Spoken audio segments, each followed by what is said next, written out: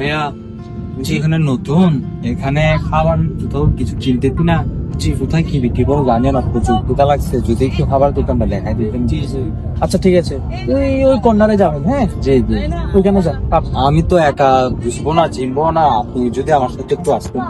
ঠিক আছে, চল। এখানে তো দোকান অনেক দূরে, এখানে কফি পাওয়া যায়। কফি এখান খেয়ে থেকে, হ্যাঁ, ঠিক আছে। কফিটা কিন্তু খুবই ভালো। জি জি। হ্যাঁ, আপনার চোখে মনে কিছু করছে। এখানে হ্যাঁ,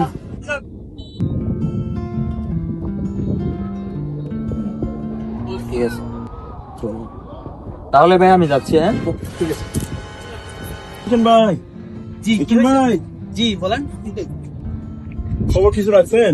কি হলো? আপনি তো বাইরে লেগেছেন ভাই। কি বলেন? হ্যাঁ, কোন দিকে বাইরে নেবেন? আরে দেখেন, আপনার পুরো ফেসবুক কামাচ্ছে আপনাকে।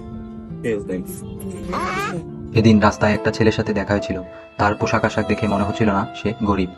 আমি তাকে নিয়ে গিয়ে চা খাওয়ালাম, আর চা খেতে খেতে সে আবেগে কান্না করে দিল। অত বড় বাটফাট তার গজি আর সহযোগিতা, এটা আর অসহায় বানা দি তাহলে মানুষের সহযোগিতা করতে নেই।